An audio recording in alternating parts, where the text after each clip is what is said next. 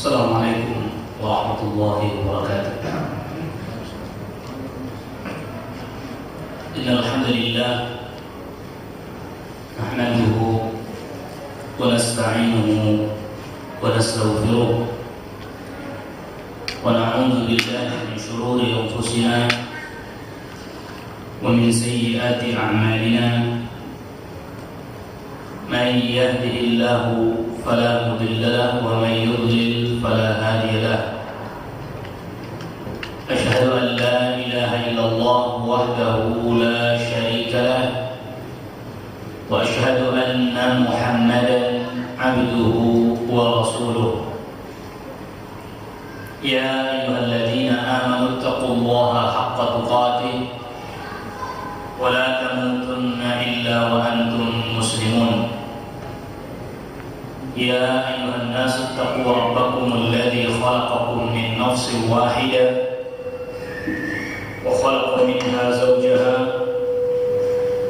وبث منهما رجالا كثيرا ونساء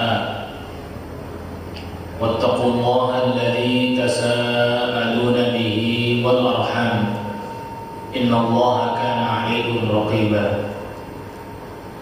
يا أيها الذين آمنوا اتقوا الله وقولوا قولا سديدا يصلح لكم أعمالكم ويغفر لكم ذنوبكم ومن يطع الله ورسوله فقد فاز فوزا عظيما.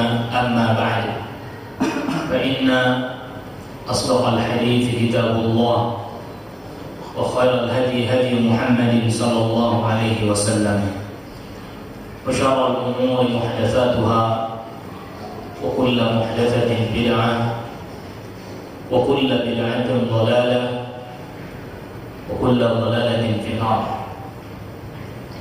Ma'asyiral hadirin ayuhal ikhwah rahimanallahu wa iyyakum.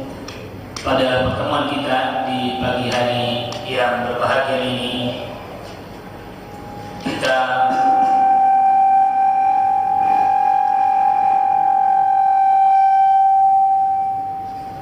memuji syukur kepada Allah Rabbul Alamin bahwa kita masih dipertemukan kembali di majelis ilmu, dan salawat serta salam semoga selalu tercurahkan kepada Nabi kita Muhammad sallallahu alaihi wasallam, kepada keluarga, kepada kerabat dan juga para sahabat radhiyallahu anhum ajma'in. Ayuhal ikhwah, pada pagi hari yang berbahagia ini, sebagaimana yang telah kita informasikan bahwa pembahasan yang akan kita bahas, yang akan kita kaji adalah mencari berkah apa dan bagaimana. Pembahasan ini kita angkat karena memang banyak sekali orang yang bertanya-tanya tentang bagaimana cara untuk berharap dan meraih keberkahan. Sebagian orang ada yang berusaha untuk meraih keberkahan dengan mendatangi tempat-tempat tertentu. Sebagian lagi ada yang menggunakan benda-benda tertentu, dan masih banyak lagi cara. Mereka berbeda-beda dalam berusaha untuk mencari dan meraih keberkahan. Dan kita insyaallah ta'ala akan menjelaskan beberapa al-qawaid wa qawabir, kaidah-kaidah dan juga batasan-batasan, aturan-aturan, ketentuan-ketentuan yang ditetapkan oleh syariat di dalam bertabarruk, itu berharap keberkahan. Dan sebelum kita masuk kepada penjelasan tentang kaidah-kaidah, kita akan sebutkan terlebih dahulu makna barakah. Sebab banyak sekali kita mendengar orang mengatakan ini barakah atau ini berkah, tetapi tidak ketika ditanya tentang apa maknanya, apa maksud dari berkah, apa makna dari barakah, terdiam, tidak bisa menjawab. Ya pokoknya baiklah.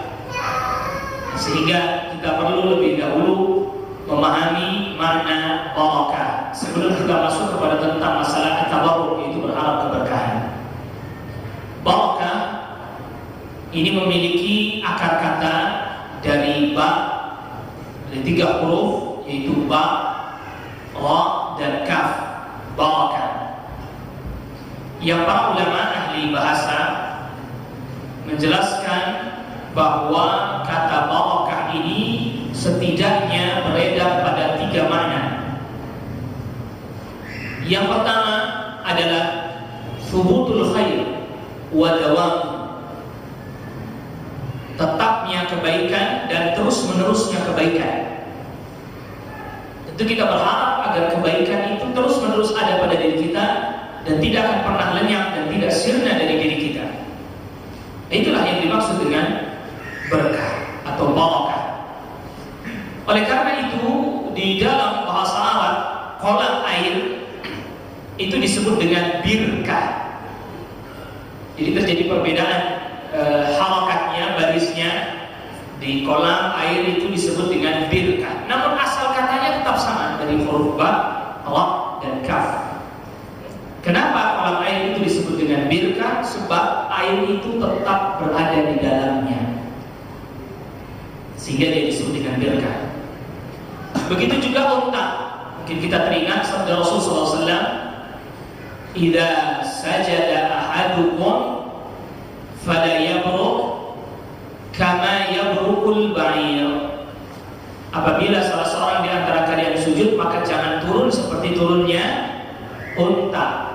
Fala yabruk kama yabrukul ba'ir. Ini yabruk ini juga asal katanya ya ba, ra, dan kaf. Adapun niatnya adalah huruf mudhari' yang menunjukkan dia fi'il mudhari'. Kenapa dia disebut yabruk? Karena unta kalau sudah duduk itu susah bangunnya lagi kecuali dia mau bangun sendiri. Dia akan tetap dalam posisi dan keadaan seperti itu. Ini dilihat dari sisi bahasa. Maka barakah makna yang pertama adalah thubutul khair wa dawam. Nah, makna bahasa yang berarti thubutul khair wa dawam ini pun digunakan, artinya di dalam Al-Quran juga digunakan maknanya. Makna thubutul khair wa dawam ini juga digunakan makna ini di dalam Al-Quran. Di antaranya ada di dalam firman Allah Taala dalam surah Al-A'raf ayat yang ke-96. Walau anna ahlal qura amanu wattaqaw la fatahna 'alaihim barakatin minas sama'i wal ardh. Kalau seandainya penduduk negeri-negeri, penduduk desa-desa beriman dan bertakwa kepada Allah, maka kami akan bukakan berkah-berkah, barakah jamak bentuknya, minas sama dari langit, wal ardh dan dari bumi. Berkah dari langit air hujan. Imam Al-Qurtubi menjelaskan barakatin minas sama air hujan, al-matar. Wal ardh dan berkah dari bumi adalah tumbuh-tumbuhan yang tumbuh, yang lalu kemudian menghasilkan buah-buahan, yang lalu kemudian orang memakan dari buah-buahan tersebut, kita makan dari buah-buahan tersebut. Pertanyaannya, apakah Allah Subhanahu wa Ta'ala baru menurunkan hujan kalau orang itu sudah beriman dan bertakwa kepada Allah? Apakah Allah Subhanahu wa Ta'ala baru menumbuhkan tumbuh-tumbuhan dan buah-buahan tatkala orang-orang beriman dan bertakwa kepada Allah baru diturunkan hujan, baru ditumbuhkan tumbuh-tumbuhan? Kan tidak. Jadi sudah disediakan, sudah Allah sediakan, air hujannya sudah Allah turunkan, buah-buahannya sudah ditumbuhkan, lalu kemudian buminya sudah dihamparkan, langitnya sudah diciptakan oleh Allah Rabbul Alamin. Alladzi ja'ala lakum al-ardha firasha was-samaa'a binaa'a wa anzala minas samaa'i maa'an fa akhraja bihi minath thamarati rizqan lakum fala taj'alu lillahi andada wa antum ta'lamun. Allah lah yang menjadikan bumi sebagai hamparan, langit sebagai atap yang tidak bertiang, bangunan yang tidak ada tiangnya. Lalu kemudian Allah turunkan air hujan, Allah tumbuhkan tumbuh-tumbuhan, lalu kemudian berbuahlah dengan buah-buahannya, kemudian menjadi rizki dan makanan bagi kalian semua, bagi manusia.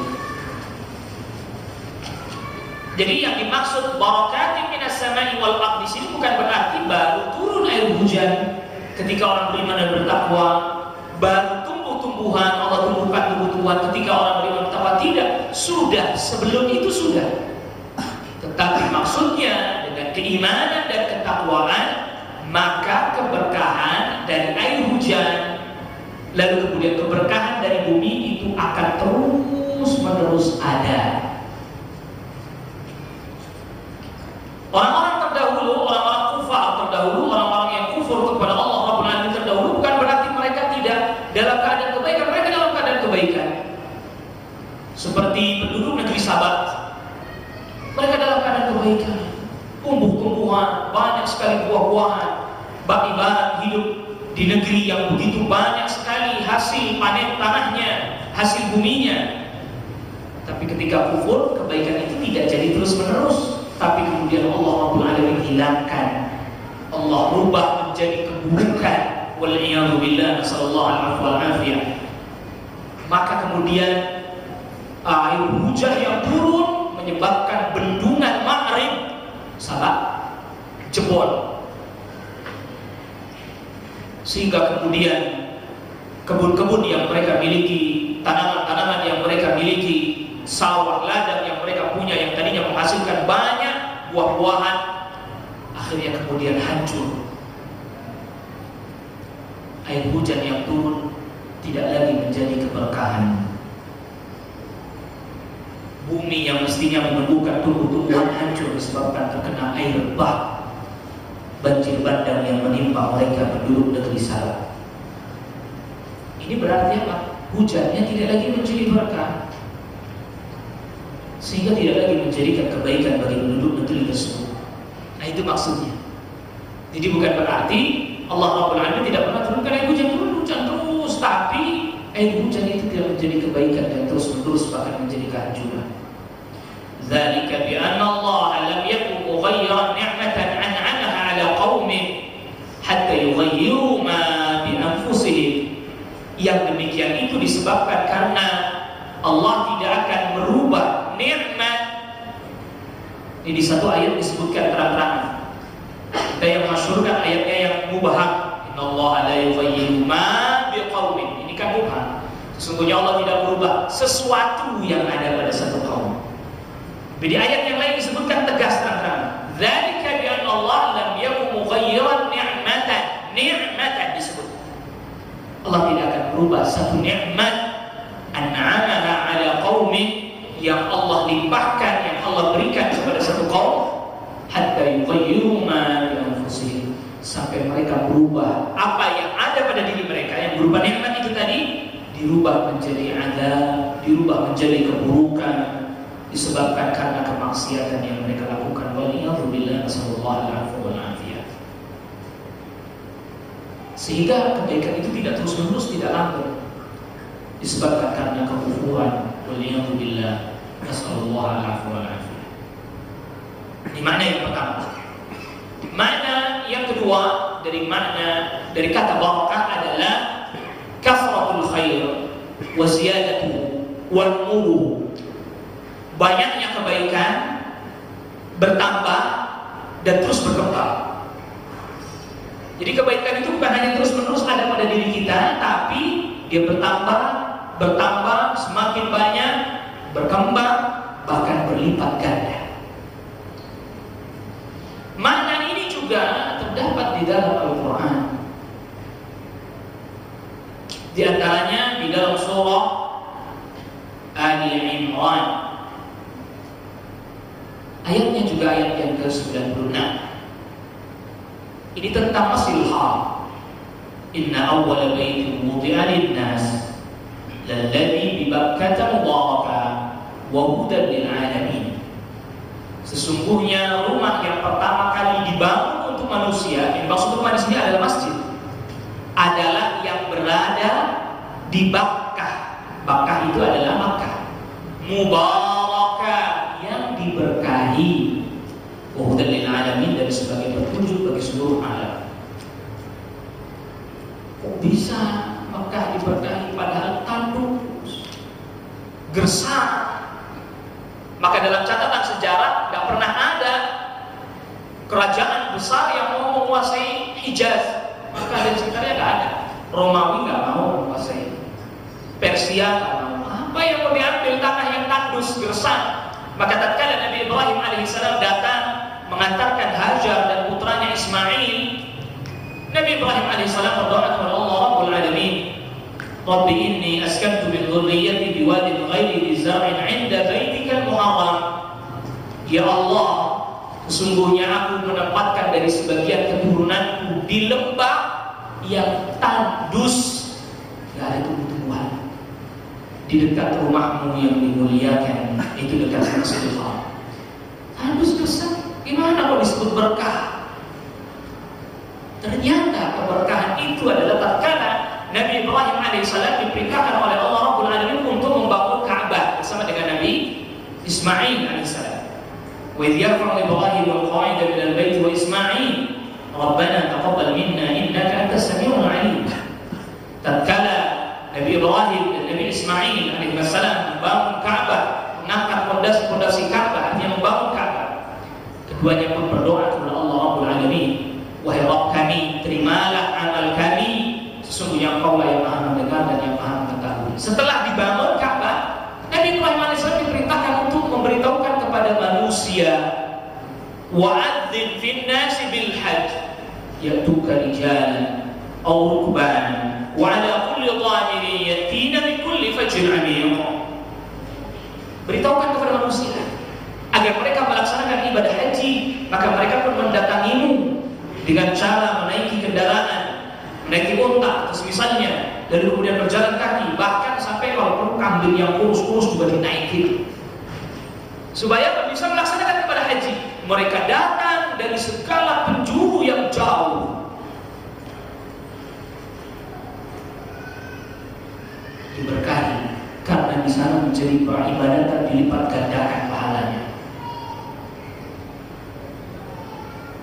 Oleh karena itu Rasulullah SAW sabdakan tentang Masjid Nabawi, tentang Masjidil Haram, salatun fi masjidi hadza khairun min alfi salati.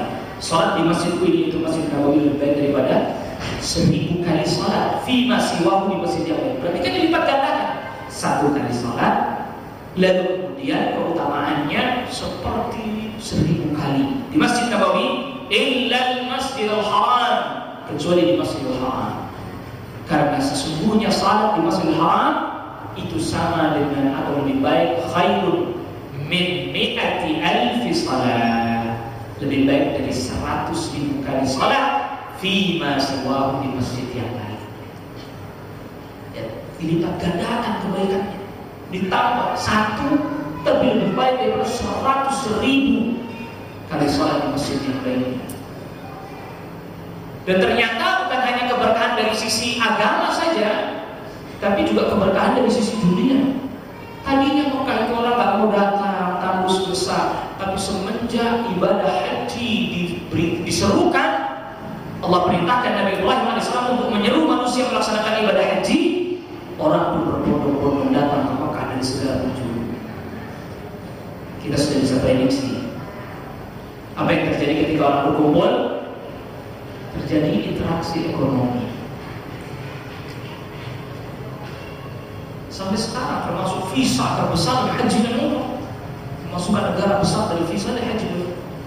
Terjadi interaksi dengan orang datang berdagang, membawa barang dagangan dari seterusnya. Sehingga tatkala gubernur Habasyah, jadi gubernur Yaman, tapi perwakilan Habasyah,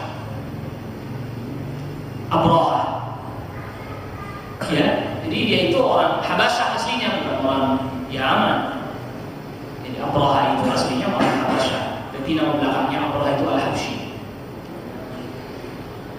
Iya, karena orang Habasyah, Al-Habsyi itu artinya orang Habasyah. Jadi nama belakangnya Abraha Al-Habsyi, karena orang Habasyah. Dia Nasrani, agamanya Nasrani. Maka dia pun membangun tempat ibadah yang terbesar menurut dia di Sana'a, di Yaman, di Sana'a, untuk menandingi Ka'bah. Ia ingin menjadikan pusat peribadatan orang-orang Arab pindah ke Yaman, ke Sana'a. Syekh Safi Rahman Al-Baqi dalam Rahimul Maktum menyebutkan bahwa tatkala dibangun sudah jadi besar, ada orang-orang yang tak suka diambil kotoran dilemparkan ke tempat ibadah yang dibangun oleh Allah. Malah Abraha akhirnya ia pun siapkan pasukan gajah untuk menghancurkan Ka'bah. Tujuan apa? Supaya tempat peribadatan, pusat peribadatan orang-orang Arab pindah.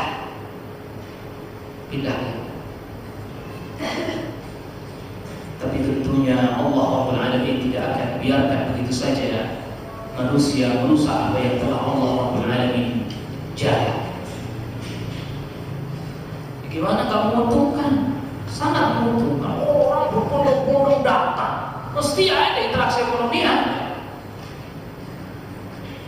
Itu mudah kecukupan Allah. Nah ini jadi makna yang kedua adalah kathratul khair, banyaknya kebaikan, lalu kemudian waziyadah dan ditambah kebaikannya, bahkan dikembangkan dan dilipat gandakan. Makna yang ketiga, al-barakah berarti adalah al-sa'adah, kebahagiaan. Ini diungkapkan oleh Al-Farah, dia salah seorang ulama kenamaan ahli bahasa, bahwa al-barakah berarti as-sa'adah, kebahagiaan di dunia, tentu terlebih lagi di akhirat.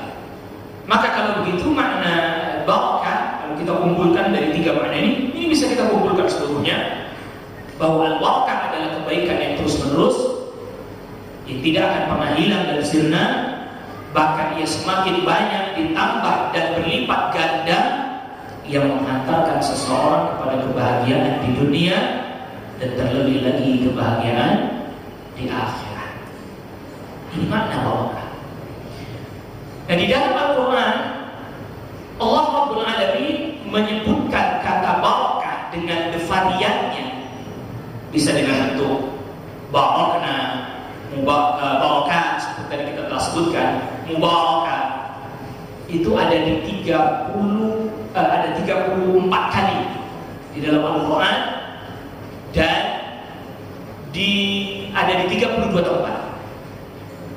Di kata barakah dengan berbagai macam variannya, Allah Rabbul Alamin sebutkan di dalam Al-Quran 34 kali di 32 tempat. Di antaranya dari ayat yang telah kita sebutkan. Yang termasuk juga dalil yang menjelaskan tentang Masjidil Aqsa dan sekitarnya, negeri di sekitarnya juga diberkahi. Dalam surat Al-Isra, Subhanalladzi asra bi'abdihi lailan minal masjidil haram lil masjidil aqsa alladzi barakna hawlahu linuriyahu min ayatina innahu huwas sami'ul basir. Maha suci Allah yang memperjalankan hambanya Nabi SAW di malam hari dari Masjidil Haram, itu masjid yang pertama kali dibangun oleh Ibrahim dan Ismail alaihissalam, ke Masjidil Aqsa, itu masjid yang kedua kali dibangun. Siapa yang bangun Masjidil Aqsa? Nabi Ya'qub alaihissalam. Ya'qub alaihissalam. Al-Imam Al-Bukhari menyebutkan jaraknya dibangunnya Masjidil Haram dengan Masjidil Aqsa itu 40 tahun. Al-Imam Al-Bukhari bawa riwayat itu. Jaraknya 40 tahun. Baru kemudian dibangun Masjidil Aqsa. Setelah Ka'bah dibangun, Masjidil Haram dibangun, maka kemudian 40 tahun kemudian baru dibangun Masjidil Aqsa oleh Nabi Ya'qub alaihissalam. Cucunya Nabi Ibrahim alaihissalam dari jalur Ishaq alaihissalam. Ini sekaligus menunjukkan bahwa Nabi SAW adalah penutup dari seluruh para nabi dan rasul. Sebab Masjidil Aqsa atau Palestina atau Syam adalah tempatnya para nabi dan rasul alaihissalam ajma'in dari kalangan Bani Israil. Tempat turunnya wahyu, makanya disebut barakna haulahu. Kami berkahi Masjid Al-Aqsa, diberkahi, dan yang ada di sekitarnya juga diberkahi. Diberkahi dari sisi apa? Yang pertama dari sisi agama, tempatnya para nabi dan rasul alaihissalam ajma'in. Nabi Ibrahim alaihissalam di sana, Nabi Ishaq alaihissalam di sana, Nabi Ya'qub alaihissalam dan putra-putranya di sana, Palestina. Termasuk 12 anaknya. Pindah ke Mesir setelah Nabi Yusuf alaihissalam menjadi pembesar Mesir. Baru itu Bani Israil, Nabi Ya'qub alaihissalam dan putra-putranya berarti Bani Israil, karena Israel adalah Ya'qub alaihissalam, pindah ke Mesir. Sampai pada masanya Nabi Musa alaihissalam. Lalu kemudian keluar meninggalkan Mesir, hendak masuk lagi ke Palestina, tapi gak mau jihad. Makanya 40 hari bingung di padang pasir, ke sana kemari. Itu saja Allah masih berikan makanan kepada mereka dengan diturunkannya manna wassalwa. Ya, al-manna wassalwa. Akhirnya Bani Israel belum bisa masuk lagi ke Palestina setelah Nabi Musa sudah wafat alaihissalam. Nabi Harun alaihissalam sudah wafat pada masa Nabi yang selanjutnya, yaitu Yusha bin Nun. Yusha bin Nun ini orang sekarang menyebutnya Yosua. Ahli kitab hari ini menyebutnya dengan Yosua, Yusha bin Nun. Dan Yusha bin Nun ini pembantunya Nabi Musa alaihissalam. Ketika Musa alaihissalam hendak bertemu dengan Nabi Khidir, itu kan ditemani pembantunya. Di Al-Quran juga disebutkan pembantunya siapa? Idh qala li fatahu atina ghada'ana. Ketika Nabi Musa alaihissalam berkata kepada pembantunya, mana makanan kita nih? Kok ikannya nggak ada? Nah, ternyata ikannya keluar ke lautan. Itu ikan sudah mati, tapi Allah menjadikan dia bisa masuk lagi ke lautan. Yang kemudian kembali lagi, dan disitulah bertemu dengan Nabi Khidir alaihissalam. Pembantunya ini disebut dalam riwayat Imam Al-Bukhari, Rasulullah SAW sebutkan namanya Yusha bin Nun, yang dia nanti kemudian menjadi nabi setelah Nabi Harun, Nabi Musa alaihissalam wafat. Masuk lagi. Semenjak itu kemudian Bani Israel di Palestina. Lalu kemudian keberkahan dari sisi lain, dari sisi dunia, dijadikan Syam tanahnya subur, tidak seperti Hijaz. Bahkan termasuk juga zaitun, tumbuhnya di Syam. Nggak ada zaitun di Hijaz, nggak ada. Jadi dijadikan tanahnya subur Syam. Maka Masjidil Aqsa dan negeri yang di sekitarnya adalah negeri yang diberkahi. Oleh karena itu juga salat di Masjidil Aqsa ada keutamaannya. Dalam riwayatnya Imam Ibnu Majah, Rasulullah SAW sebutkan salat di Masjidil Aqsa itu keutamaannya seperti 500 kali salat. Makanya Rasulullah SAW kan sabdakan, la tushaddu rihal illa ila thalathati masajid. Janganlah kalian melakukan perjalanan dalam rangka untuk berharap keberkahan kecuali menuju ketiga masjid, Masjidil Haram, Masjidil Aqsa, dan juga Masjid Nabawi dan Masjidil Aqsa. Salat di Masjidil Haram lebih baik dari 100.000 kali salat. Salat di Masjid Nabawi lebih baik dari 1.000 kali salat. Salat di Masjidil Aqsa terjadi beberapa riwayat yang berbeda, tetapi yang lebih kuat wallahu taala alam yang diriwayatkan oleh Imam Ibnu Majah dalam sunannya, bahwa salat di Masjidil Aqsa lebih baik daripada salat 500 kali di tempat yang lain. Berkah. Ini diantaranya kata-kata berkat yang disebutkan dalam Al-Quran, itu kita tidak sebutkan seluruhnya. Lalu kemudian berkah di dalam hadis-hadis yang sahih itu disebutkan kurang lebih 130 kali dengan berbagai macam redaksi-redaksinya. Kita coba akan lihat beberapa contoh saja yang mungkin kita ambilkan dua, dan termasuk banyak sebenarnya contoh yang lain. Hadis yang diantaranya diriwayatkan oleh Imam Ahmad, At-Tirmidzi, Abu Dawud, dan Ibnu Majah dari sahabat Abi Hurairah radhiyallahu anhu, anna an-nabiy sallallahu alaihi wasallam kana idza rafa'a al-insan idza tazawwaj. Bahwa Nabi sallallahu alaihi wasallam apabila mengucapkan selamat kepada seseorang yang menikah, Nabi sallallahu alaihi wasallam berdoa, barakallahu laka wa baraka alaikuma, dalam redaksi ini dengan seperti ini, wa jama'a bainakuma fi khair. Mudah-mudahan Allah memberkahimu, memberkahi kalian berdua, dan mengumpulkan kalian berdua dalam kebaikan. Nabi SAW mendoakan keberkahan orang yang menikah, didoa mudah-mudahan Allah memberkahimu, memberkahi kalian berdua, dan selalu mengumpulkan kalian berdua dalam kebaikan. Nah, sebelum kita berikan ini contoh salah satunya. Sebelum kita menjelaskan tentang hadis ini secara singkat, kita perlu ketahui bahwa tadi kita sudah sebutkan, tapi perlu kita pertegas bahwa keberkahan itu ada dua macam. Al-barakah ad-diniyah, keberkahan yang terkait dengan agama. Tadi siapa yang sholat di Masjidil Haram lebih baik dari 100.000 kali sholat di masjid yang lain atau di tempat yang lain. Siapa orang yang sholat di Masjid Nabawi lebih baik dari 1.000 kali sholat. Siapa orang yang sholat di Masjid Al-Aqsa lebih baik daripada 500 kali sholat. Ini kan keberkahan terkait dengan agama, al-barakah ad-diniyah. Nah, keberkahan juga yang kedua adalah al-barakah ad-dunyawiyah, keberkahan yang terkait dengan dunia. Ya seperti tadi, air hujan diturunkan, lalu kemudian menemukan tumbuh-tumbuhan, buah-buahan yang bisa kita makan, air yang segar yang bisa kita minum. Keberkahan dari sisi dunia. Dan di dalam hadis ini Rasulullah SAW mendoakan keberkahan untuk orang yang menikah. Ini juga sama keberkahannya dengan dua. Yang pertama al-barakah ad-diniyah, keberkahan agama. Rasulullah SAW sabdakan, "Idza tazawwaja al-'abdu faqad istakmala nisfa dinihi, falyattaqi fi nisfil baqi."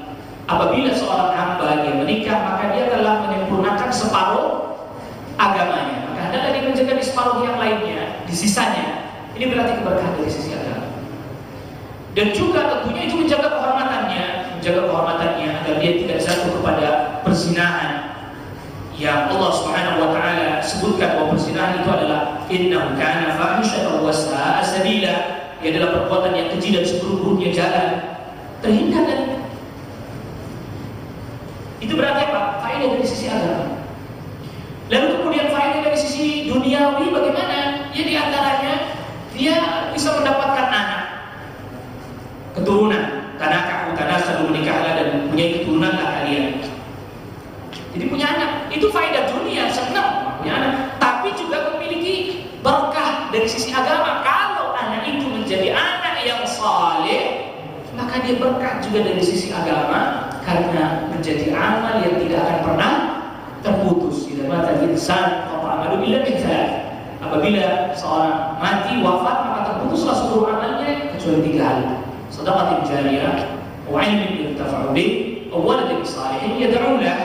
Sedekah jariyah, ilmu yang bermanfaat, atau anak yang saleh mendoakannya. Berarti 2 sekaligus didapatkan dengan memiliki anak. Berkah dari sisi dunia, berkah juga dari sisi agama. Bahkan juga apabila seandainya dia masih kecil, dalam keadaan kecil wafat, itu tetap mendatangkan kebaikan dan keberkahan. Sehingga pernah satu ketika diriwayatkan oleh Imam An-Nasa'i, satu ketika pernah ada seorang sahabat itu sering bawa anaknya kalau hadir di majelis seperti ini, anaknya dibawa di bangku, masih kecil, laki-laki. Satu ketika orang ini tidak hadir, Rasulullah SAW tanya, kemana bapak itu yang biasanya hadir sambil gendong anaknya, bawa anaknya itu di bangkunya? Anaknya wafat. Rasulullah SAW hadir.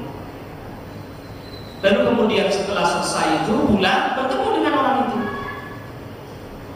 Lalu ditanya oleh Rasulullah SAW, bagaimana keadaanmu? Rasul, bagaimana? Saya tidak sedih, Rasul. Itu anak sudah saya nanti-nantikan kehadirannya. Namun tatkala dia hadir, ternyata dia wafat.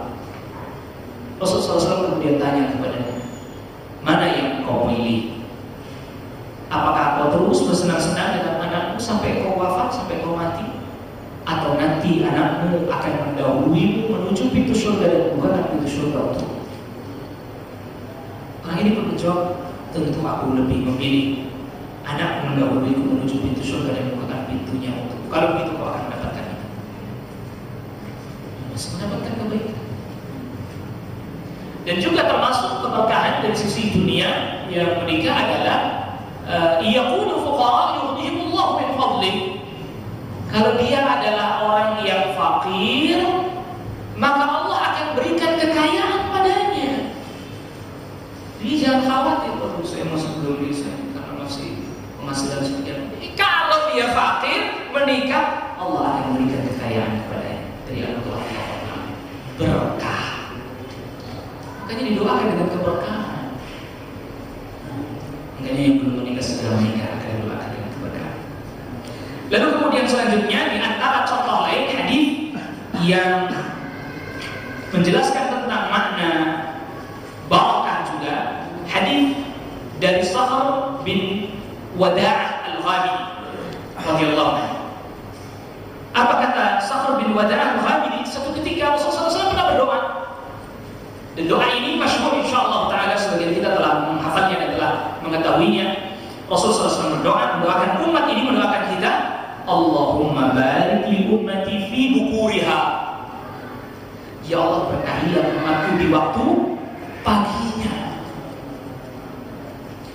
Dan kata Sakhar bin Wada'ah al-Ghamidi, ya Rasulullah SAW kalau mengutus pasukan perang, mengirim pasukan perang pagi-pagi.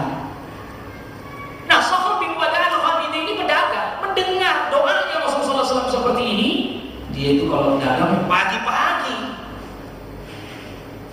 Ibarat kita sekarang buka tokonya pagi-pagi. Dan kadang kita nggak, waduh, pagi mana dia beli, pagi-pagi.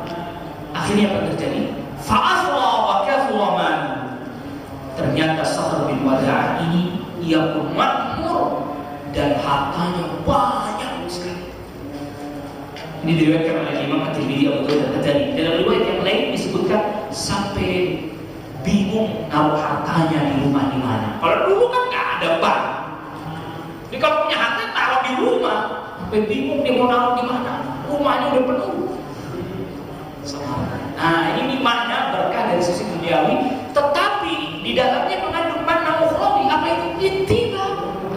Dengan hadis Nabi SAW itu ya langsung diamalkan, dikerjakan oleh sahabat Sakhar bin Wada'ah al-Ghamidi radhiyallahu anhu, sehingga kemudian mendapatkan apa yang dia harapkan. Tentu rezekinya juga halal, dan dia juga banyak kemudian bersedekah dari situ.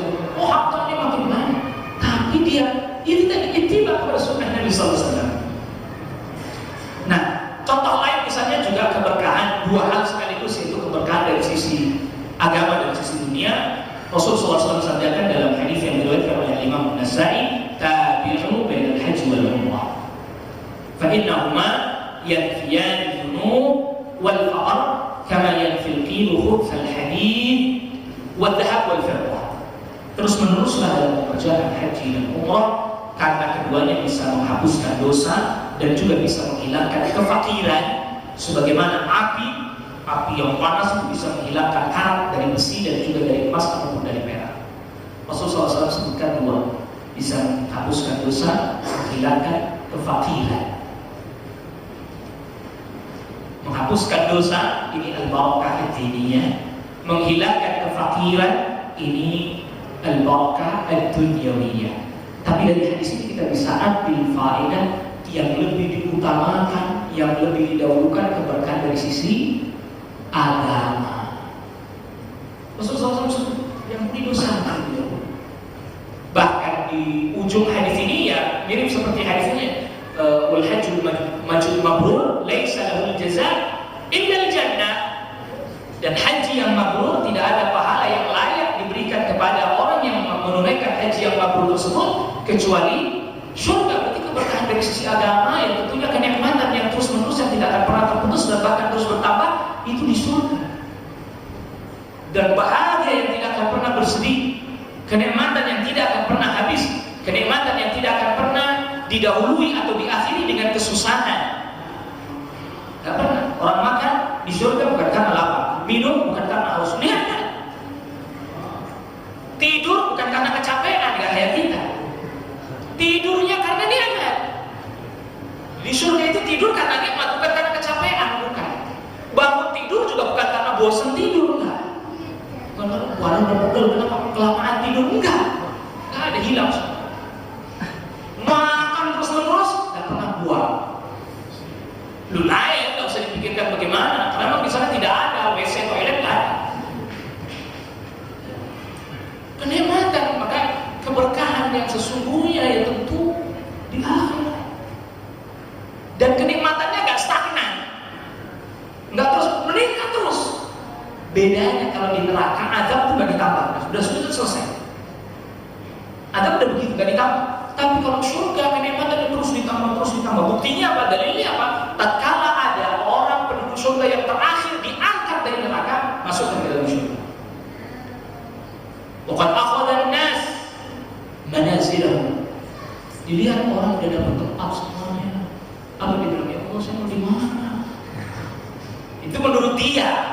Menurut dia surga udah penuh. Ya, saya mau kemana ini ya Allah? Tempat saya di mana? Sudah penuh. Maukah aku berikan istana yang paling megah yang pernah dimiliki oleh Raja Dunia? Mau. Kalau begitu 10 kali lipat yang diberikan kepada. Berarti kan ditambah. Ya kenikmatan di surga ditambahkan terus. kenikmatannya terus-menerus, ditambah juga terus-menerus, bahagianya juga terus-menerus, tidak pernah ada kesedihan. Maka oleh karena itu, orientasi barokah itu berarti pun tetap Allah Rabbul Alamin berikan dari sisi dunia, dari sisi agama yang berarti nanti di akhirat. Itu yang lebih utama. Kalau Allah Rabbul Alamin berikan di dunia, itu bagian fadlun min Allah, anugerah dari Allah Rabbul Alamin. Itu anugerah dari Allah Rabbul Alamin. Dan apabila itu di dunia, itu kalau menurut kita sesuatu yang di dunia kan pasti akan hilang. Tadi misalnya anak, bisa Allah ambil, wafat. Apa kemudian dengan begitu keberkahan berhenti? Tuh, udah senang-senang punya anak, mati, diambil oleh Allah Rabbul Alamin. Apa terus kemudian berarti mana yang keberkahan berhenti? Tidak. Maka tadi siapa orang yang bersabar dan kemudian berharap pahala dari Allah Rabbul Alamin, Allah Rabbul Alamin akan berikan pahalanya nanti di surga. Berarti bukan berarti terhenti pada saat itu. Nah maka tentu dengan setelah kita memahami makna barokah yang seperti ini, tentu kita semakin penasaran. Terus gimana kita bisa dapat yang model kayak begituan? Bagaimana caranya bertabaruk yang benar? Karena kan hari ini banyak orang cari barokah ke sana kemari, ya, pergi jauh ke goa-goa, ke gunung-gunung, ya akan sampai nyelam di laut, mandi di laut. Iya, dalam rangka itu buang siang berharap keberkahan sampai nyebur ke laut, mandi malam-malam lagi. Nah, dan itu berarti semua kalau ditanya, ya berkah dari Allah. Betul. Maka itu kaidah yang pertama, bahwa keberkahan datangnya dari Allah Rabbul Alamin. Allah Rabbul Alamin yang memberikan dan melimpahkan keberkahan. Maka kita tidak boleh berharap keberkahan kecuali hanya kepada Allah. Allah Subhanahu wa taala Maha berkah. Tabarakalladzi bi yadihil mulk wa huwa 'ala kulli syai'in qadir. Maha berkah Allah, yang di tangan Allah adalah kerajaan, kekuasaan, dan Allah Maha kuasa atas segala sesuatu. Fa tabarakallahu ahsanul khaliqin. Maha berkah Allah sebaik-baiknya pencipta. Maha berkah. Nah, kalau kaidah yang pertama ini tidak ada perselisihan di antara manusia. Semuanya sepakat. Iya, berkah dari Allah, betul. Kita juga minta berkah sama Allah. Sama. Maka kaidah yang pertama ini tidak ada masalah. Hampir tidak ada masalah kaidah yang pertama. Keberkahan datang dari Allah Rabbul Alamin, dan tidak boleh kita memohon keberkahan kecuali hanya kepada Allah. Tidak ada masalah. Nah, ini yang kedua yang kemudian berbeda. Kaidah yang kedua, tidak ada sesuatu yang dianggap memiliki keberkahan atau dianggap bisa menjadi sarana untuk berharap keberkahan kecuali harus ada dalil syar'i yang sahih.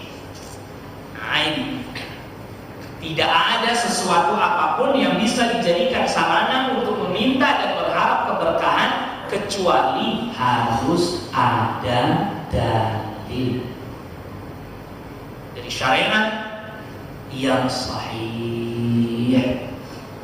Di sini yang berbeda.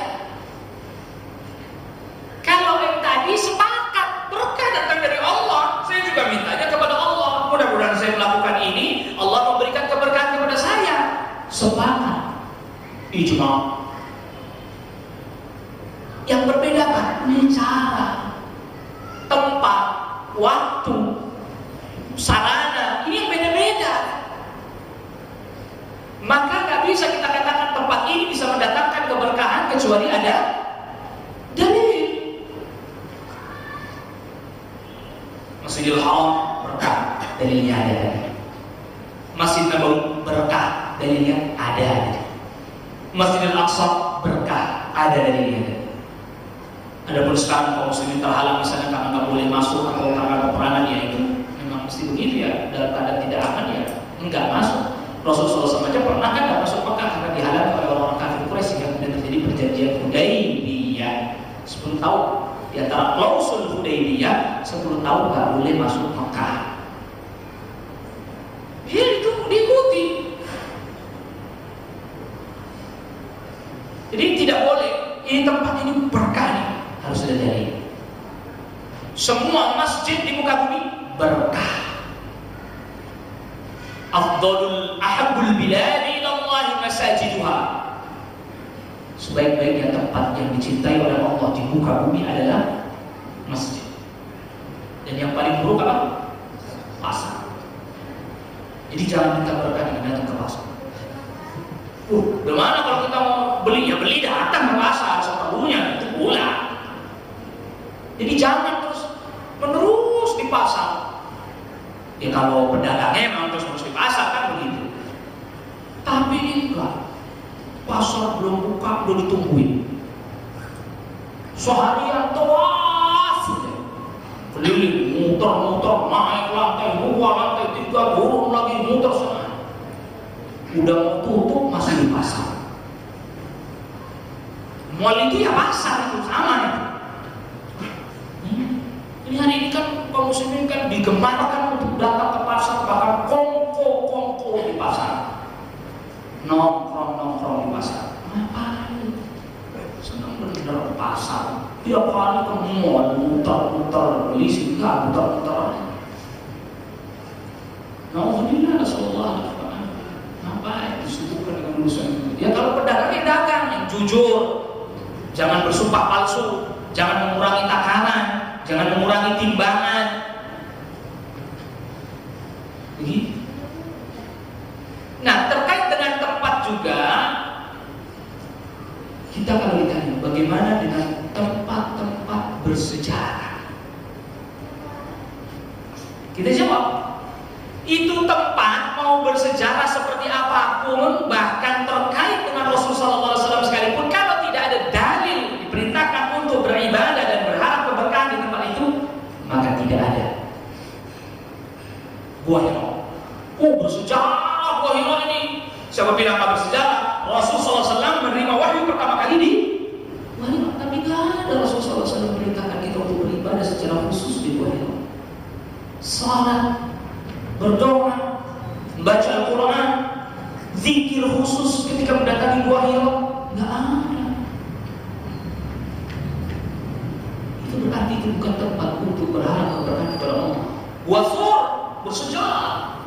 Rasulullah SAW tatkala hijrah ke Madinah bersama dengan sahabat Abu Bakar As-Siddiq radhiyallahu anhu, dikejar oleh orang-orang Quraisy bersembunyi di Gua Hira. Dalam kitab-kitab sirah disebutkan sampai Allah datangkan burung ame sarangnya agak pergi di situ. Lalu kemudian ada sarang laba-laba yang tidak rusak ya. Tapi kita juga tidak mendapati dari Rasulullah SAW perintahkan kita ibadah secara khusus di Gua Hira, padahal sangat bersejarah. Jabal Rahmah bersejarah. Oke lah, kita nggak melihat bagaimana perselisihan di antara para ulama ahli sejarah. Anggap aja sepakat bahwa Adam dan Hawa bertemu di Jabal Rahmah. Anggap sepakat para ulama, walaupun terjadi perselisihan di antara mereka para ulama ahli sejarah. Katakanlah sepakat. Kita juga tidak mendapati dari Rasulullah SAW perintahkan kita untuk berdoa secara khusus di atas Jabal Rahmah, apalagi doa minta jodoh. Karena tidak ada dalil. Kalau ada dalil, saya anjurkan para pemuda untuk segera kesana yang belum menikah. Tapi nggak ada. Bahkan rumah di mana Rasulullah SAW dilahirkan di Makkah itu sekarang jadi perpustakaan umum, di maktabah. Jadi perpustakaan umum. Padahal itu rumah sangat bersejarah.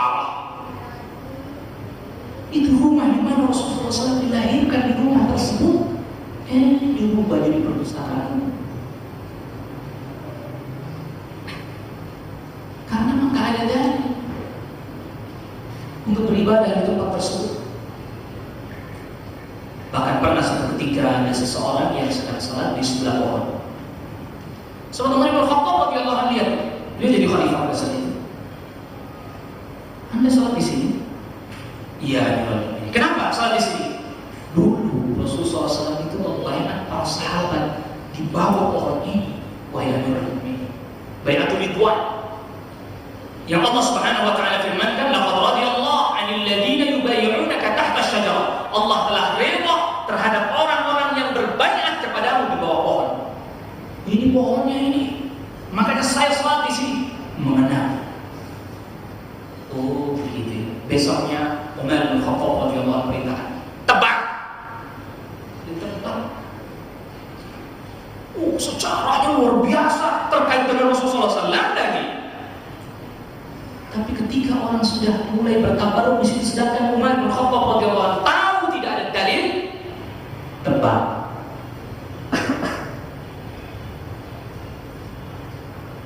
Nggak ada situs bersejarah dipertahankan kecuali ada dalil di situ tempat berharap keberkahan. Kalau nggak ada walaupun bersejarah, tebak, beresin. Itu yang terkait dengan Islam, terkait dengan Rasulullah SAW. Apalagi yang nggak ada hubungannya sama Rasulullah SAW. Ini jadi tempat kesyirikan, beresin. Apalagi jelas-jelas dulunya itu adalah tempat kesyirikan, beres. Maka Rasulullah SAW mengutus para sahabat untuk menghancurkan berhala-berhala dan juga bangunan-bangunan yang dibangun dalam rangka beribadah kepada selain Allah. Sahabat Al-Mughirah bin Syu'bah radhiyallahu anhu diutus untuk menghancurkan Lata. Sahabat Khalid bin Walid diperintahkan untuk menghancurkan Uzza. Sahabat Ali bin Abi Thalib radhiyallahu anhu diperintahkan untuk menghancurkan Manat. Bahkan Rasulullah SAW berpesan kepada sahabat Ali bin Abi Thalib radhiyallahu anhu, "Alla tad'a timthalan illa tamasta wa la qabran musyrifan illa sawaita." Jangan kau sisakan ada berhala kecuali hancurkan, dan kuburan-kuburan yang ditinggikan apalagi yang dibangun kecuali ratakan. Rawah Muslim. Hadis ini diriwayatkan Muslim. Dan kala sahabat Ali bin Abi Thalib radhiyallahu anhu jadi khalifah, ada orang yang diutus seperti dahulu beliau diutus oleh Rasulullah SAW. Mau tempat itu masuk seven wonder, nggak ada urusan. Mestinya nggak ada urusan kalau memang tempat kesyirikan pun. Ini tempat masuk seven wonder of the world, nggak ada urusan. Ratakan. Tapi ulil amri punya wewenang. Ini catatan penting. Begitu kita ini dipengaruhi pemikiran kita oleh orang-orang kufar. Orang kufar itu menghargai situs-situs begitu. Makanya dia yang bikin seven wonder, pendaftaran seven wonder, SMS dia punya. Masjidil Haram nggak masuk seven wonder, nggak ada urusan. Yang penting orang datang ke sana ibadah Allah Rabbul Alamin. Jadi kan itu tempat yang utama. Nggak peduli sertifikat aja, pengakuan manusia. Masjidil Haram walaupun nggak masuk seven wonder, mau nggak ada urusan. Masjid Nabawi nggak masuk seven wonder, nggak ada urusan. Ini pola pikir orang kufar dimasukkan ke kita sehingga kita itu ini bersejarah. Dulu wali fulan katanya duduk petaka di mari. Dulu wali fulan katanya dia masuk gua ini tembus ke Mekah. Kalau orang datang berbondong-bondong masuk gua itu mana kagak tembus mentok aja.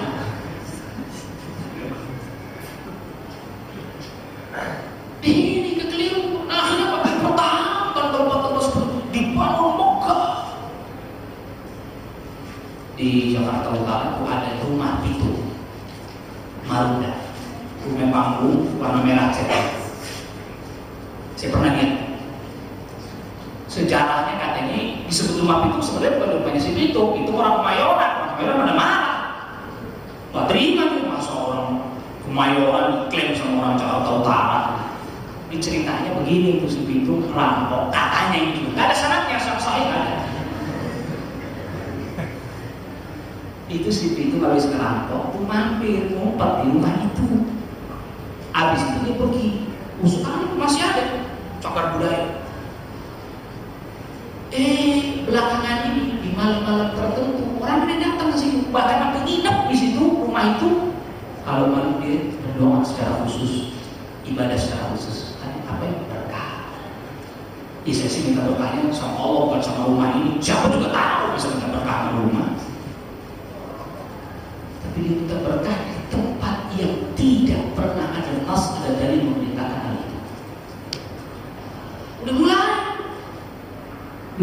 ingetin, kasih tahu, wah masa kita berdoa kalau boleh? Bukan nggak boleh berdoa. Tempat ini nggak pernah Allah Rabbul Alamin dan Rasulnya sebutkan sebagai tempat berkah. Dari mau salat di masjid, berdoa di masjid, duduk di masjid, menuntut ilmu di masjid, membaca Quran di masjid, turun sakinah ketenangan, diliputi rahmat, dikelilingi para malaikat, disebut namanya di sisi para malaikat oleh Allah Rabbul Alamin. Itu sahih, ada dalilnya.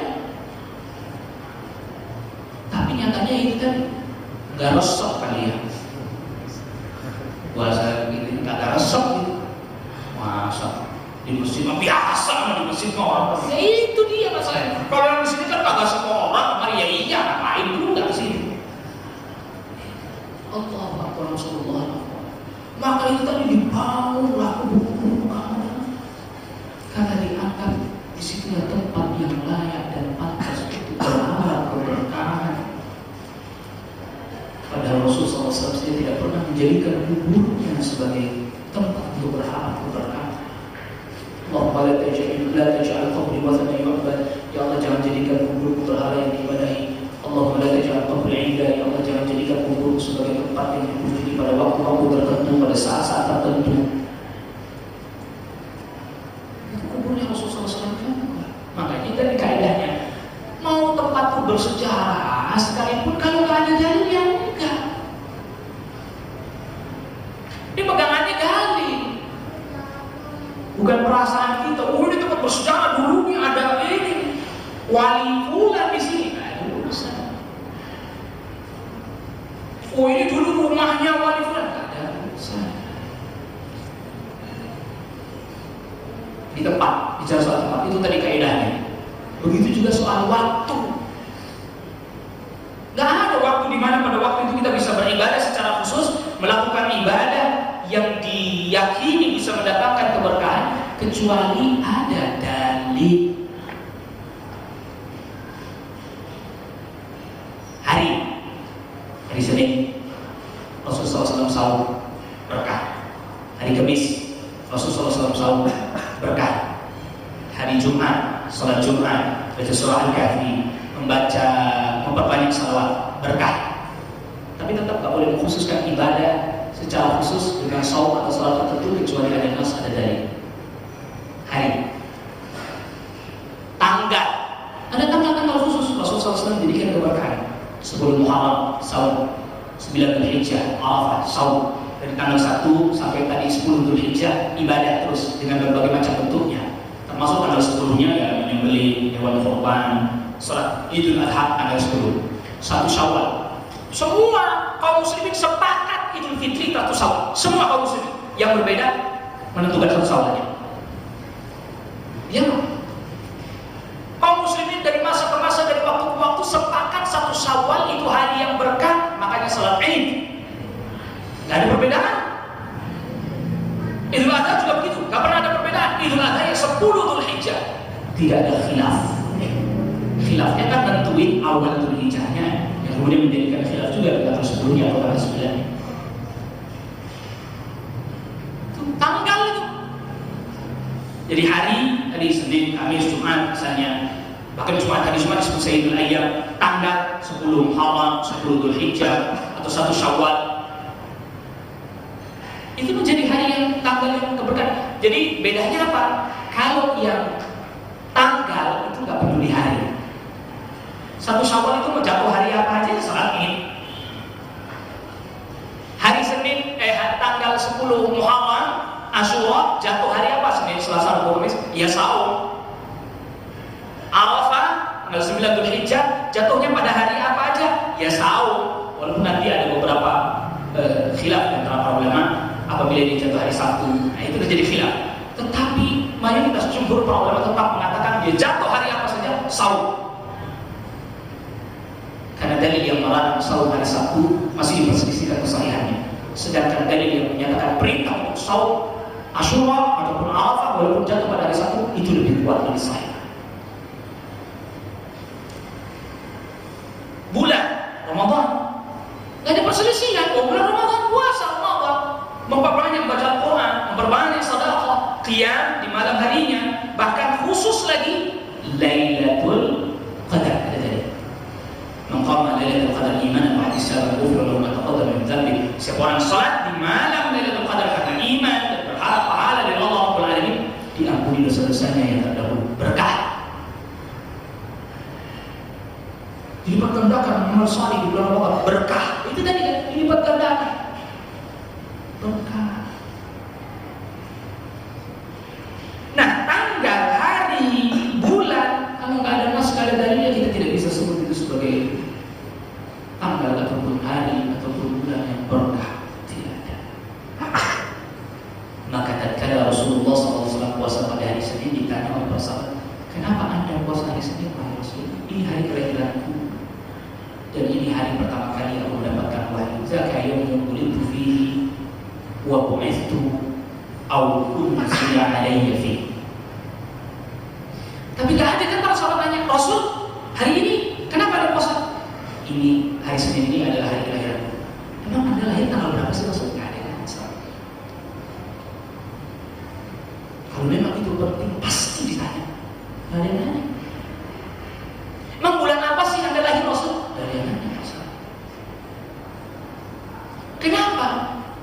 Ya memang para sahabat gak ada yang bikin surprise sama Rasul SAW, gak ada.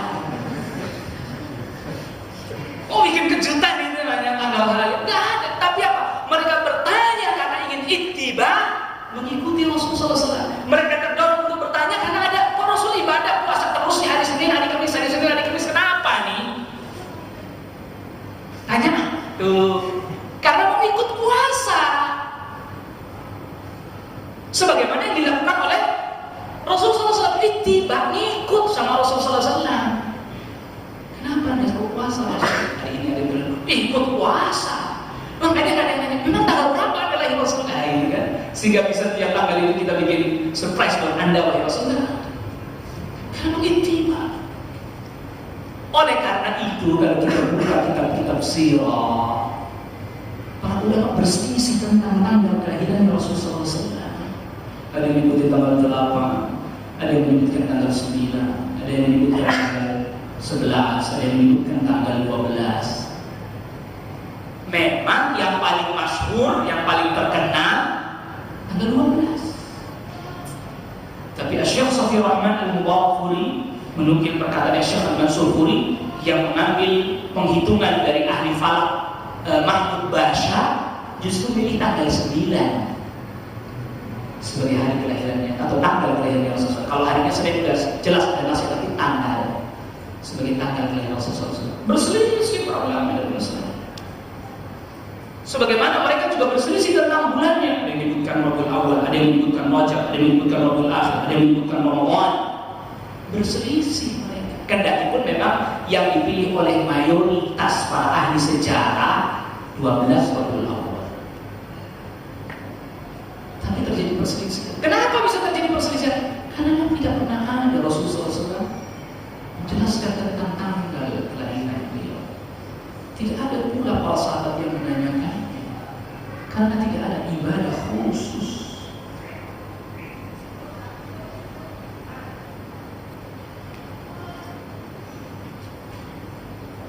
Kalau memang ada, tidak bakalan khilaf.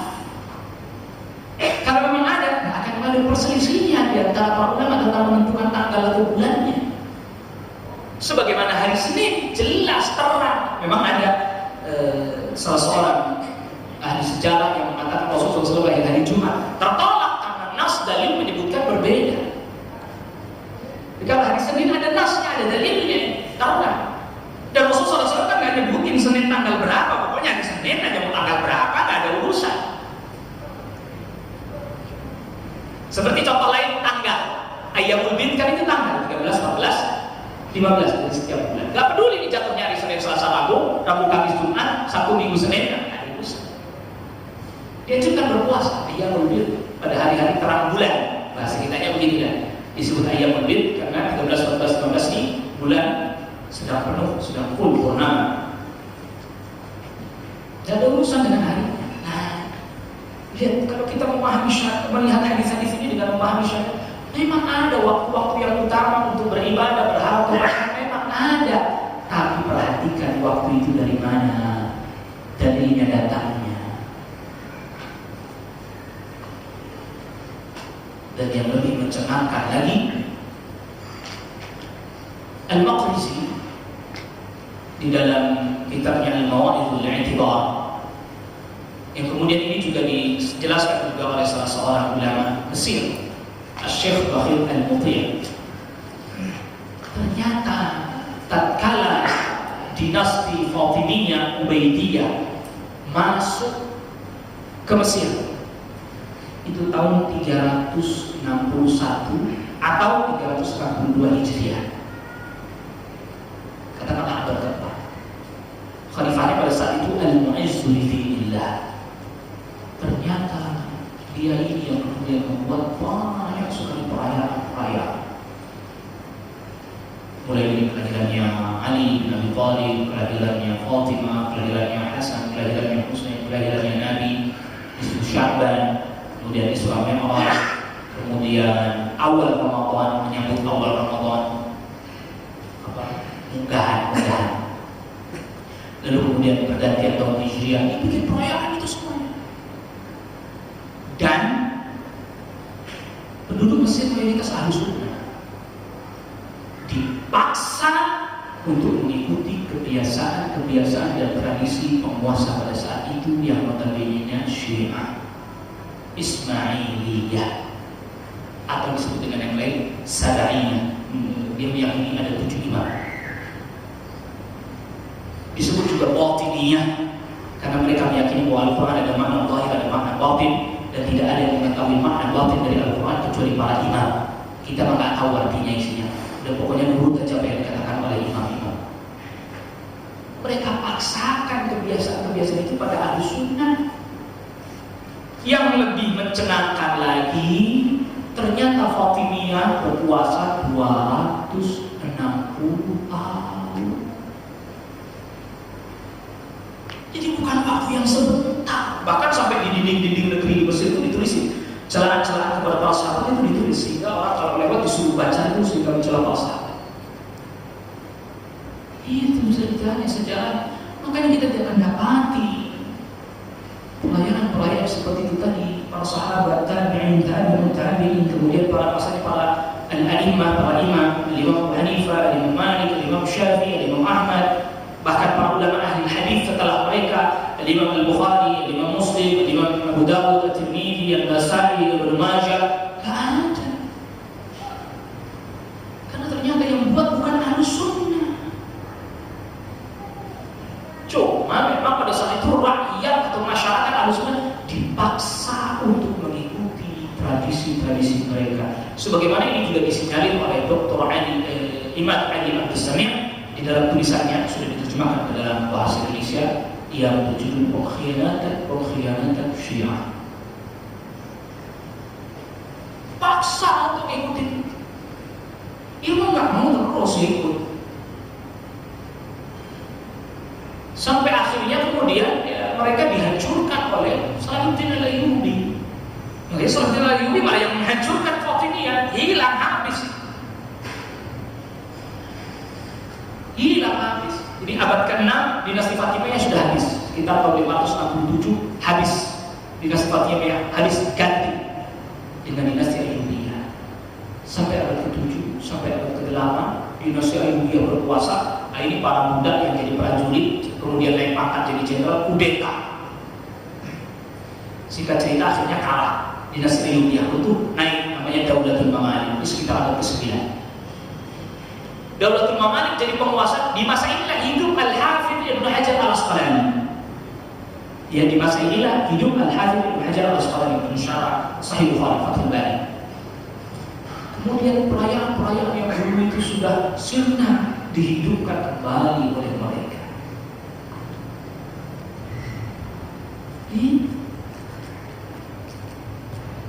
Ya, akhirnya kemudian diikuti oleh Ahlus Sunnah yang ada pada saat itu. Dari pemerintah juga. Itu, jadi tidak ada waktu yang dimana kita bisa melakukan perkara kecuali ada dalil. Begitu juga tidak ada benda yang bisa kita berharap keberkahan oleh benda itu kecuali ada dalil. Zam-zam berkah, ada dalil. Minum zam-zam 5 syuri balan zam-zam tergantung niat seseorang yang minumnya. Ada dalil. Zam-zam syifa, ta'amul tu'min wa syifa'u suhbin. Zam-zam itu ada bisa mengganti makanan dan juga menjadi obat bagi segala penyakit.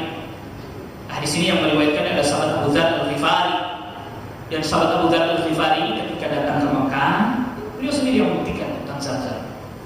Datang ke Mekah, mau bertemu dengan Rasulullah SAW, tapi gak mau nanya sama orang mana rumahnya, diam aja. Sampai akhirnya bertemu dengan sahabat Ali bin Abi Thalib radhiyallahu anhu. Ada ini siapa? Kayaknya bukan orang sini. Silakan ke rumah. Di rumah dijamu, diberi makan, lalu kemudian menginap dan seterusnya. Akhirnya ditanya, kenapa Anda ke Mekah? Saya mau bertemu dengan seseorang yang namanya Muhammad. Oh begitu ya, baik. Begini saja, nanti saya jalan, kira-kira sudah agak jauh, baru Anda ikuti saya. Kemana saya belok, Anda ikuti. Khawatir nanti orang-orang Quraisy curiga, kayaknya dari jauh aja.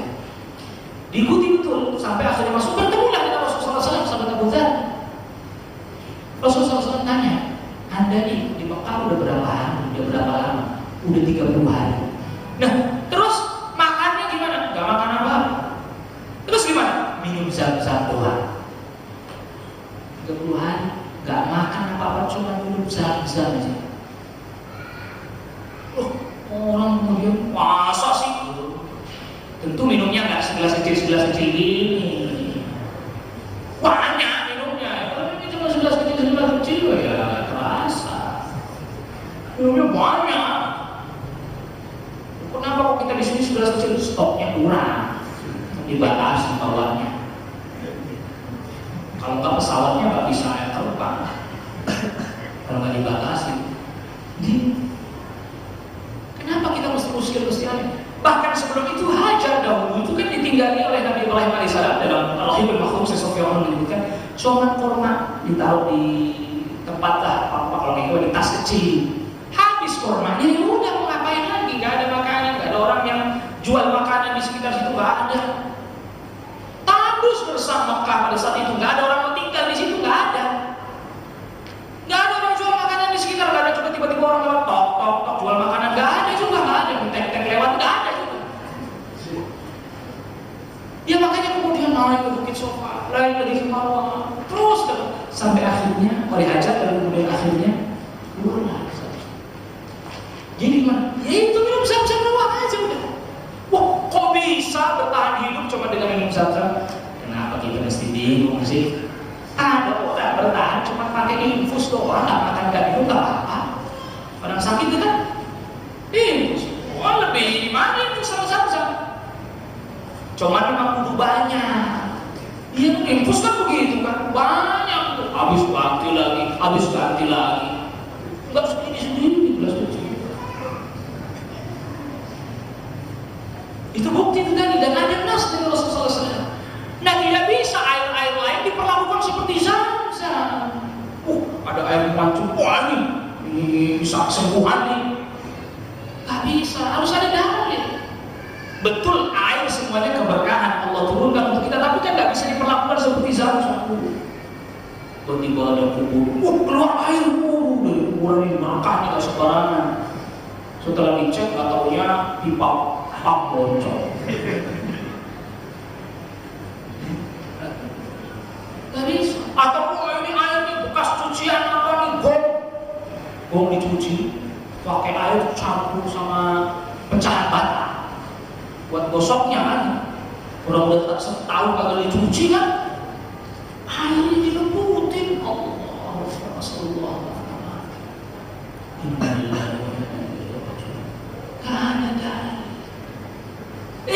Kotoran kerbau dilembutin berkah.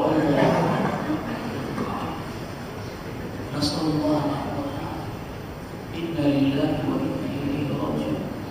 Air comberan, Allah berkah. Waliyahulillah, Rasulullah.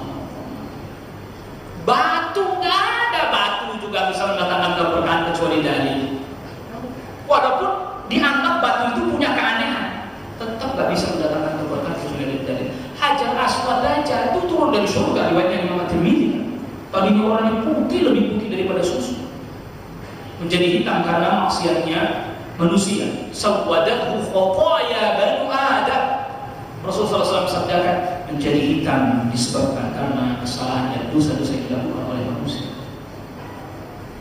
tapi ya caranya cuma dicium doang, atau ditempelkan tangan dicium, atau dari jauh kalau nggak bisa. Bismillahirrahmanirrahim. Itu pun karena ada contoh dari Rasulullah SAW. Maka Umar bin Khattab jelas-jelas bilang, kamu itu cuma batu, tidak bisa mendatangkan manfaat, tidak bisa menolak mudarat. Kalau aku tidak lihat Rasulullah SAW mencium, tidak akan mencium. Rasulullah SAW di Madinah pernah beritahukan kepada para sahabat, di Mekah dulu ada batu yang datang kepada saya mengucapkan salam, dan saya masih tahu batu itu. Sahabat tenang aja, gak ada yang Rasul batunya mana tuh, gak ada. Coba batu bisa ngomong, ucapin salam sama Rasulullah SAW, dan yang memberitahu Rasulullah SAW lagi yang gak mungkin dusta. Tapi para sahabat gak ada yang kemudian parno gitu. Batunya yang mana Rasulullah? Tenang. Kenapa? Karena tahu bahwa gak ada keutamaan apa-apa. Kalau ada, saya Rasulullah SAW kasih tahu kita supaya ramai-ramai mendatangi batu itu. Tapi ternyata enggak. Di walaupun punya keanehan yang luar biasa sekalipun, gak bisa. Rasulullah SAW pernah satu ketika beliau hendak buang hajat, tidak ada penghalang. Itu ada pohon, panggil pohon sebelah sana, dipanggil, mendekat, pohon sebelah sana mendekat, kemudian beliau buang hajat. Para sahabat yang itu lihat, habis selesai balik lagi itu pohon. Di depan mata mereka keanehan yang terjadi, tapi tidak ada musuh. Wih, besok kita sholat di pohon itu. Akidahnya benar, makanya padahal keanehan terjadi. Apa pohon kurma yang Rasulullah SAW pernah jadikan sandaran pas ketika sudah dibikin mimbar, kan Rasulullah nggak lagi bersandar pada pohon kurma itu kan? Terdengar ketika Rasulullah SAW bermimbar, terdengar suara rintihan. Para sahabat dengar semua itu. Lalu Rasulullah SAW lulus ke pohon itu, lalu kemudian dia hilang suara rintihan. Tapi para sahabat biasa aja untuk pohon.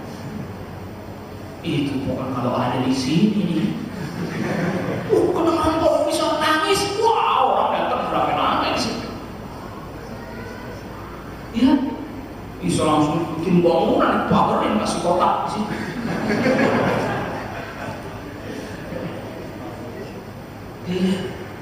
Kita ini sekarang pohon yang katanya di daunnya ada tulisan nama Allah, nggak ngaruh, belum seberapa. Ngomong nih pohon nangis. Yang itu pohon jalan, yang ini batu bisa ngucapin salam. Ini kita ini sekarang dengan aneh sedikit, lalu mana tuh tempatnya? Dicari, nggak ada. Makam Ibrahim itu kan batu, itu tadinya terbuka, nggak ditutup seperti sekarang kan ditutup. Itu karena orang banyak musab-musab di situ. Padahal Rasulullah nggak pernah perintahkan musab-musab. Itu mah karena akidah udah rusak yang begitu, rusak. Akhirnya ditutup. Ada perintahnya salat di situ. Wattakhidhu min maqami Ibrahim musalla. Dijadikanlah makam Ibrahim sebagai tempat untuk salat. Salat bukan musab-musab. Tutup. Ka'bah juga begitu. Tawaf udah. Nanti musabnya di Rukun Yamani sama di Hajar Aswad. Ini enggak semua di Ka'bah besar-besar. Wah, kan kiswahnya diguntingin. Allah Akbar, Rasulullah. Ya, berkah itu ada harapan, mesti nggak mungkin nggak ada harapan apa. Berharap kepada Allah, namun caranya yang jadi salah, tidak tepat, menyelisihi syariat. Ditambah lagi, ini tadi itu kaidah yang kedua, ini syarat kaidah yang kedua. Kemudian kaidah yang ketiga, tempat, benda, waktu, perbuatan, ucapan yang dijadikan sarana untuk meminta keberkahan hanyalah sebab. Jadi hanya sebab, dan sebabnya harus ada dalil. Jadi itu semua tadi itu Allah sebutkan Masjidil Haram berkah, itu hanya sebab. Bukan Masjidil Haramnya yang ngasih berkah. Bukan Zam-Zamnya yang memberikan berkah, Allah yang memberikan, tapi Allah jadikan itu sebab sebabnya, maka mereka menjadi sebab yang syar'i. Begitu.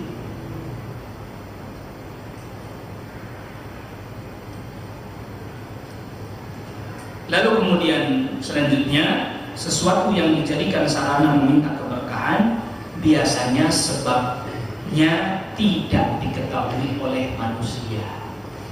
Maksudnya apa? Ini berkah apanya ya? Saya nggak paham, nggak pernah ada begitu. Tawaf berkah, kenapa tawaf mesti 7 kali ya? Ya, sulit dipahami. Makanya kita nggak bisa kemudian main tafsir angka-angka ini. Tawaf 7, hari 7, langit 7. Berarti ditujuin angka hoki misalnya. Nggak ada hubungannya. Karena tidak pernah ada dalil Rasulullah SAW bilang bahwa ini angka yang berkah. Ada angka baik, ada angka buruk, ada hari baik, ada hari buruk, hari berkah, angka sial. Nggak ada, kecuali ada dalil. Itu tadi, jadi itu tafsirnya begitu. Langit 7 betul. Kemudian hari 7, tawaf 7. Oh, berarti ini ada bagus nih angka 7. Nah, Allah tidak jadikan angka itu. Tunduk kepada Allah Rabbul Alamin. Makanya cara mencari keberkahan juga harus ada dalil. Cara cari berkahnya harus ada dalil. Kadang tempatnya benar, waktunya tepat, tapi caranya salah. Misalnya di bulan Dzulhijjah di Masjidil Haram, itu udah benar nih, waktu tepat, tempatnya juga baik. Caranya di berkahnya keliru. Ngumpulin debu Masjidil Haram, ngumpulin, masukin kantong plastik. Kenapa? Berkah. Caranya keliru, sama. Misalnya tadi hari Senin, hari Kamis, waktunya tepat tuh. Caranya yang diajarkan oleh Rasulullah SAW, sahur. Aduh, saya nggak kuat sahur. Masa Ramadan aja kalau nggak wajib mungkin saya nggak mau puasa, saya wajib aja, makanya saya paksain buat puasa. Nah sekarang Kamis ini saya nggak puasa. Jadi gimana? Saya ganti aja deh ya, masalah 2 rakaat. Terus sholat apa namanya? Sholat Senin Kamis. Ya nggak boleh. Jadi Rasulullah SAW telah diberitahukan oleh Allah Rabbul Alamin mana tempat yang berkah, mana waktu yang berkah, mana hari yang berkah, mana tanggal yang berkah, mana bulan yang berkah, plus bagaimana cara berharap dan meminta keberkahan di tempat, di hari, di waktu, di tanggal yang telah ditetapkan itu tadi. Maka ikuti cara itu, jangan bikin sendiri. Ya kayak tadi makam Ibrahim caranya salah, bukan busa-busa. Ini kan karena hawa, ngikutin hawa itu tadi. Orang begitu diikuti. Kan ada kan di batu Quran. Ya, batu Quran. Katanya siapa orang yang bisa melilingin batu Quran 7 kali sambil nyelam. Sambil nyelam. Jadi dia kayak batu gitu di tengah-tengah itu, kayak kobaran begitu, air itu jadi nyemplung itu, nyelam, melilingin 7 kali. Siapa orang bisa putar 7 kali nyelam kagak napas?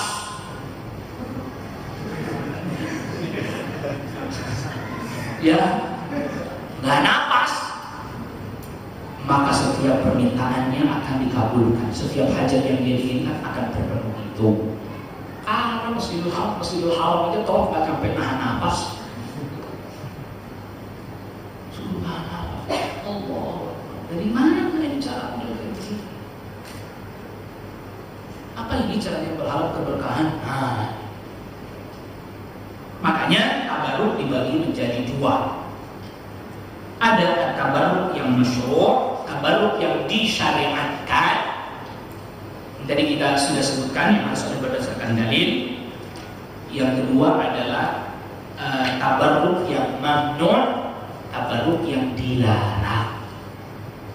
Nah, tabaruk yang dilarang ini, ya kalau tabaruk yang masyru' kita sudah sebutkan sebagainya, berharap berkah dengan baca Al-Quran.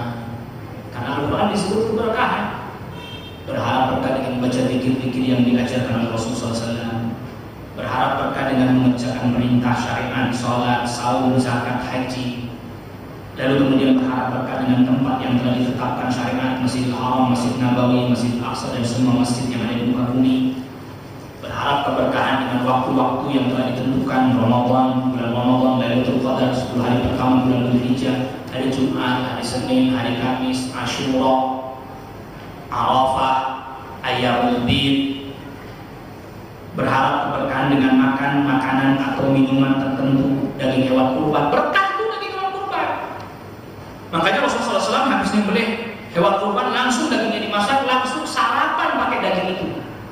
Makanya dianjurkan bagi orang yang berkorban untuk memakan dari daging korbannya. Fakulu minha, makanlah darinya. Wa'inul baris al-faqir, dan berikanlah sedekah, berikan makan kepada orang-orang yang fakir. Suruh makan berkah. Buah zaitun dan minyaknya berkah. Watin, zaitun, wapuri sini berkah. Banyak kebaikan. Zam-zam, madu, kurma ajwa, berkah kurma ajwa. Sampai Rasulullah SAW sabdakan, siapa orang yang pagi hari makan kurma ajwa 7 butir, tidak akan membahayakannya pada hari itu racun ataupun sihir. Tuh, kita mikir kan, masa iya dalil diikuti, masa iya. Jadi makanya kita terkadang nggak bisa nangkep apa yang dimaksud keberkahan oleh dalil itu. Kadang sebabnya kita hubungannya apa ya, makan korban sampai kena racun, sampai kena sihir, kan sulit. Tapi kan ada dalil diikuti karena dalil tersebut.